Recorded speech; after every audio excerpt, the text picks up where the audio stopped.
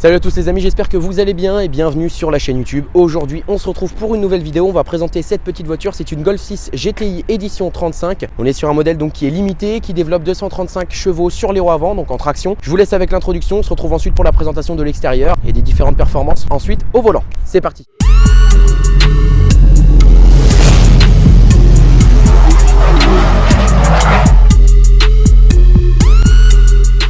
Du coup on se retrouve sur la face avant de cette voiture. Qu'est-ce qu'on va pouvoir remarquer qui va nous différencier d'une édition 35 d'une GTI traditionnelle? On va voir tout d'abord le pare-choc avant avec une lame avant qui n'est pas présente d'ailleurs sur celle-là, elle a été malheureusement volée. On va voir également les rétroviseurs qui sont typiques donc de cette édition 35. On va voir également les jantes. Au niveau de l'avant, on va se concentrer sur cette partie-là. On va voir donc cette calandre en nid d'abeille qui est couleur noire brillante avec ses deux bandes rouges. On va voir également le logo qui a été peint en noir alors que d'origine il est plutôt dans une couleur chromée. Je pense que vous avez l'habitude sur des Golf. Qu'est-ce qu'on peut dire de plus? Au niveau de l'avant, c'est une voiture qui est quand même assez agressive.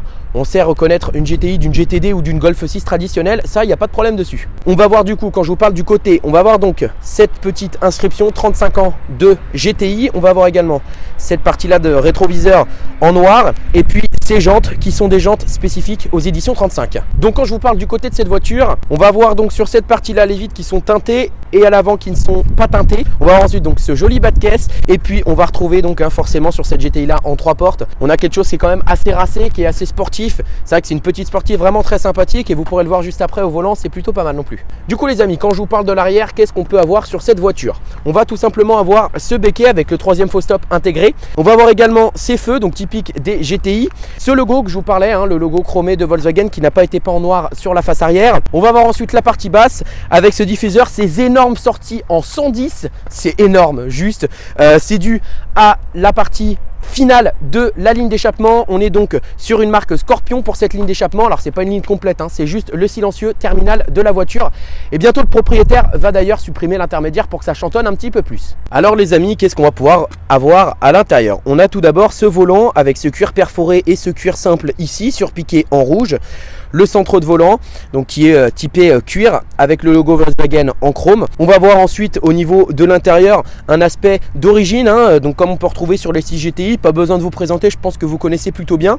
Alors quand je vous parlais d'édition 35, je vous parlais bien évidemment de cette belle brodure sur l'appui-tête qui est d'ailleurs surpiquée en rouge sur tout le siège avec bien évidemment les sièges écossais comme sur toutes les GTI qu'on peut retrouver au jour d'aujourd'hui. Il faut savoir que sur ces versions donc en GTI édition 35, on a différentes versions au niveau des sièges. Cette version là, on est sur des sièges avec l'édition 35 brodé au niveau de l'appui-tête, sur des sièges écossais, mais on peut également avoir le 35 qui est directement brodé au niveau du dos. Pareil, on a les sièges qui sont aussi disponibles en cuir sur cette version. Pour revenir au 35 que je vous parlais juste avant, ça va être ce petit logo là qu'on va voir sur le côté du véhicule. On va avoir également sur le seuil de porte un grand seuil de porte avec de l'aluminium ici, de l'aluminium brossé sur cette partie là. On va voir ce petit plastique texturé avec le 35 directement incrusté dedans qui est en couleur argent. Donc au niveau des jantes, on est sur des jantes en 18 pouces qui sont entièrement en aluminium. C'est très très joli. On a vraiment cette jante qui est avec toutes ces petites stries. Je trouve ça vraiment très sportif. Et puis c'est un petit peu comme ça ici qu'on reconnaît une édition 35. Au niveau du freinage, on est sur un frein à disque avec un étrier qui est peint en rouge, typiquement sur les GTI. Et pour la petite précision, on est sur des étriers en monopiston.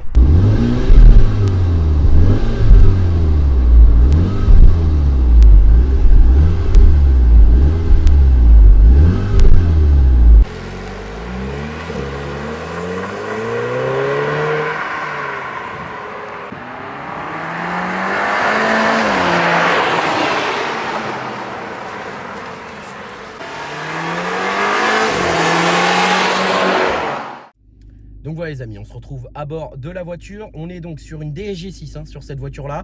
Donc palette au volant, on a différents modes de conduite entre guillemets. On a le mode classique et le mode sport qui vont être disponibles sur cette voiture, en sachant qu'on est sur une voiture qui marche quand même très très fort. Les GTI d'origine sortent 200 chevaux, celle-là sort 235 et prend 310 en stage 1. C'est plutôt pas mal du tout. Par ailleurs, en termes de motorisation, on est sur un 2 litres TSI. Donc là je vais partir simplement en mode tranquille, en mode normal, afin de vous donner mes premières impressions au volant, même si je l'ai déjà conduit plusieurs fois parce que c'est la voiture d'un ami à moi. Donc du coup voilà, je vais quand même vous donner mes impressions. Je vais donner un avis objectif sans donner mon avis personnel, bien évidemment, c'est pas le but. Même si personnellement vous savez que c'est une voiture que j'aime énormément, la Golf 6 GTI, d'ailleurs toutes les GTI j'aime énormément. Donc déjà, qu'est-ce qu'on peut remarquer? Premièrement, c'est qu'on a une direction qui est quand même très raide, entre guillemets, puisque c'est une voiture qui est très typée sportive. Donc forcément, on va avoir cette direction qui est assez raide. On a un freinage qui est pas mauvais. On a un bon grip. Bon après forcément à haute vitesse on a un grip différent, mais je veux dire là déjà on a un grip qui est plutôt pas mal. Et puis on va pouvoir jouer vraiment avec ces palettes au volant, que ça va être vraiment plutôt pas mal. Là je vais prendre une petite route, je vais accélérer en mode drive classique. Donc là je suis à environ 2000 tours, je mets pied plancher. Ça pousse quand même pas mal hein. Vraiment beaucoup. Et directement après, on peut réadapter notre conduite et avoir une conduite qui est complètement souple. C'est l'avantage pour moi d'une GTI, c'est que je trouve, avec les GTI, on a vraiment cette sensation de voiture de sport quand on a envie de rouler en mode sportif. Et on a cette sensation de voiture confortable, voiture qui peut être également familiale, quand on roule vraiment tranquillement. Et c'est un des avantages vraiment que je trouve au GTI, même à d'autres voitures. Mais pour moi, la GTI incarne au mieux, on va dire, ces performances-là en termes de confort familial et de sportivité. On n'a pas parlé du prix, donc au niveau des prix sur ce genre de véhicule, aujourd'hui sur le marché de l'occasion, vous pourrez trouver ce véhicule-là aux alentours des 13-14 000 euros selon le kilométrage que la voiture peut avoir, avec plus ou moins d'options. Donc c'est un tarif qui est plutôt intéressant pour des voitures qui sont, il me semble, de 2012-2013.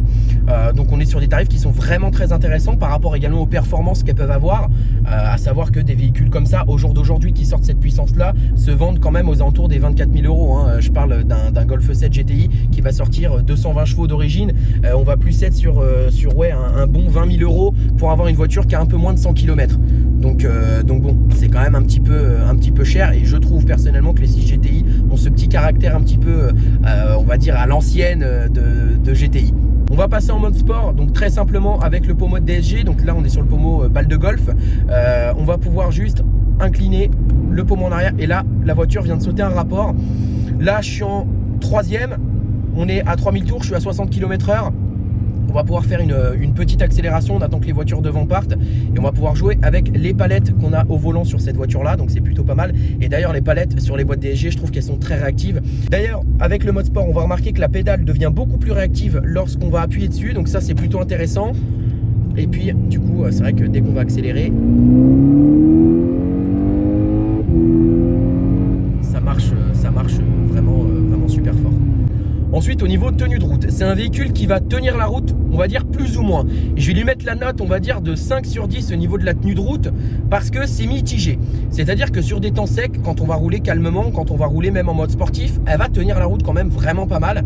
Mais dès qu'on va vouloir faire un départ arrêté ou ce genre de choses avec un sol qui va être un peu humide, on va avoir tendance à glisser énormément, voire même par moment à avoir le cul qui va glisser, notamment dans certaines courbes. Donc voilà, ça reste quand même un véhicule qui est très performant au niveau tenue de route, ça c'est indéniable. Mais voilà, je tenais quand même à souligner ces points là.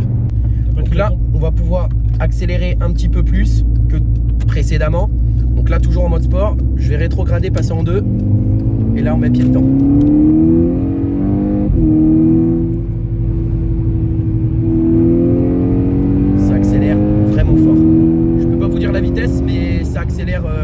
Ça accélère plutôt très fort. On est sur des performances qui sont vraiment pas mal. Au niveau du 0 à 100, ça le fait, je crois, ça doit être quelque chose comme 6 secondes. Donc on est sur des performances qui sont pas dégueulasses du tout. Et vous voyez, là je peux réadopter une conduite complètement tranquille alors que je viens de tirer une grosse bourre avant comme un gros porc. Donc ça c'est vraiment super. Et vous voyez, donc là je touche pas aux palettes. Dès que j'appuie, on a un rapport qui saute. Et ça je trouve que c'est vraiment bien. Je trouve que c'est vraiment bien comparé à certaines voitures que j'ai pu essayer, que j'aurais pas spécialement filmé d'ailleurs sur YouTube.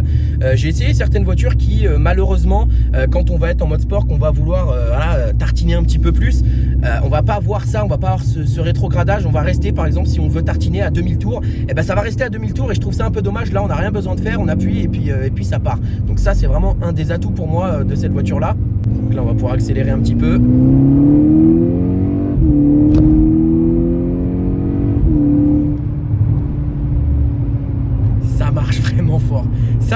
jouets sur la route et c'est hyper sécurisant en fait d'avoir ce genre de voiture parce qu'on se sent en sécurité en fait à l'intérieur, contrairement à certaines voitures qui vont être un peu plus petites, qu'on va avoir un gabarit un peu plus petit par exemple. Là on se sent vraiment en sécurité parce qu'on a ce gabarit quand même qui nous accompagne lors de notre lancée à des vitesses bien évidemment dans les limites de la loi, donc de la limite de vitesse autorisée sur les routes françaises, mais c'est un véhicule, je crois qu'il est bridé aux alentours de 250 si je me trompe pas d'origine.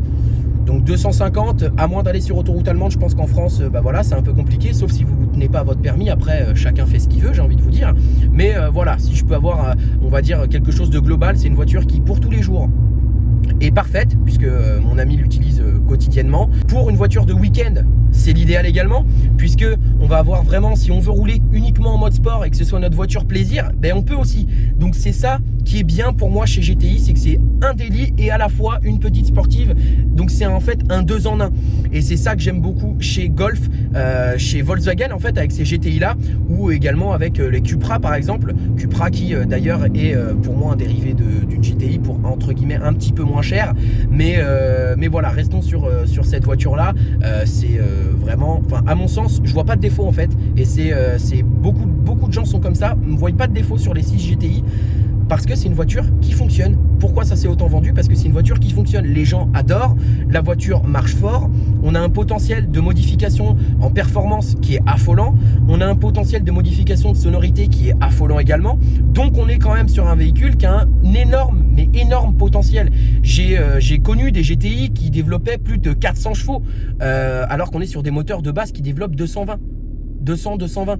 Donc vous voyez, on a quand même des performances qui peuvent être vraiment bien développées. On peut libérer le moteur, on met une admission, on met une ligne ou quoi que ce soit, on gagne quelques chevaux et on libère le moteur, on libère sa puissance. Et c'est ça que je trouve vraiment intéressant avec ces voitures-là. Donc voilà. Là, on va rentrer sur le chemin du retour. Donc on va pouvoir du coup prendre une portion limitée à 90 km/h du coup dans la zone d'Orléans. Vous connaissez maintenant où est-ce que je tourne mes vidéos comme d'habitude. Ah super, les bouchons d'Orléans, joie et bonne humeur. Au niveau de la conso de cette voiture, on est là en mode sport, donc en roulant vraiment en mode sport, on est à 16 litres 1 de consommation en roulant vraiment en mode sport, je tiens à le signaler. En roulant en mode drive tranquille, donc le mode classique, on va dire l'équivalent du mode confort si vous voulez, mon ami arrive à atteindre les 8 litres 7 au 100, donc on est sur une consommation d'un diesel si on roule un peu fort. Donc en soi je trouve que ça va pour une voiture qui a 235 chevaux, consommer 8 litres 7, c'est pas donné à toutes les voitures, j'ai envie de vous dire. Donc ça c'est un gros point fort également de ces voitures là. Ensuite, en termes de volant, on a un très bon grip au niveau du volant. On a nos mains qui peuvent se mettre vraiment très facilement. En fait, instinctivement, on va les mettre au niveau des palettes. On a en fait ce volant qui est creusé vraiment pour pouvoir accueillir nos mains et je trouve ça vraiment pas mal. Et puis vraiment toutes ces sortes de formes au niveau du volant, le méplat, le GTI, etc. Enfin, je trouve que c'est quelque chose qui est vraiment très joli et très esthétique sur ces voitures-là. Au niveau du confort également, on est sur un véhicule qui est très confortable. Au niveau des sièges, on a un très bon maintien. Au niveau du confort global, on est sur quelque chose de très cool.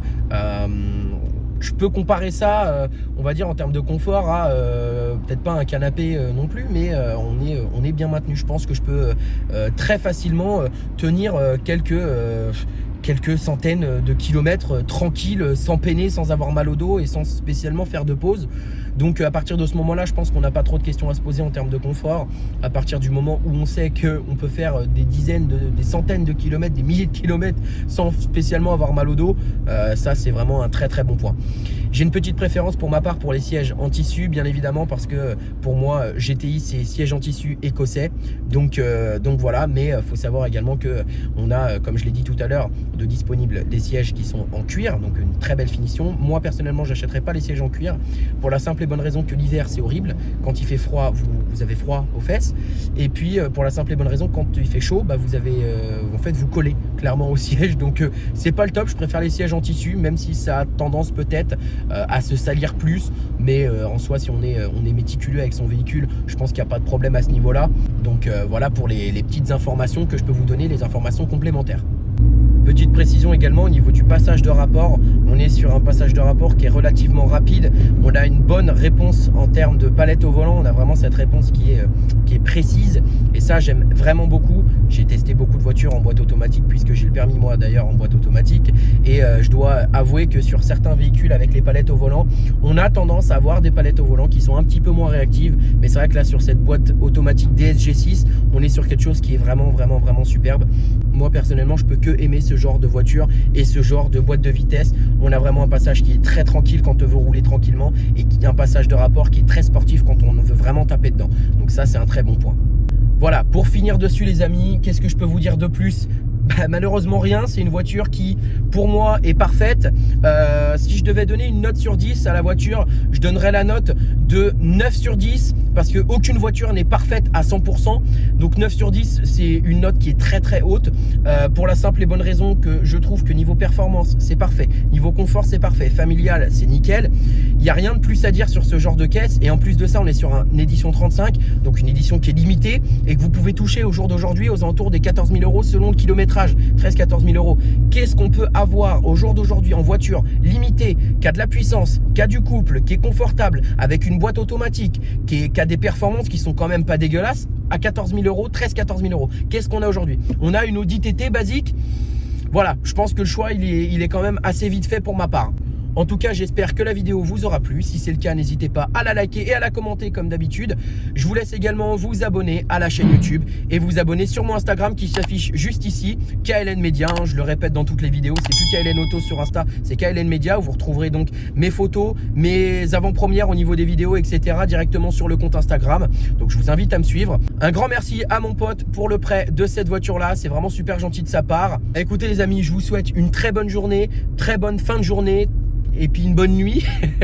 On se retrouvera vendredi prochain pour une nouvelle vidéo, un nouvel essai ou une présentation d'abonnés. Salut la famille.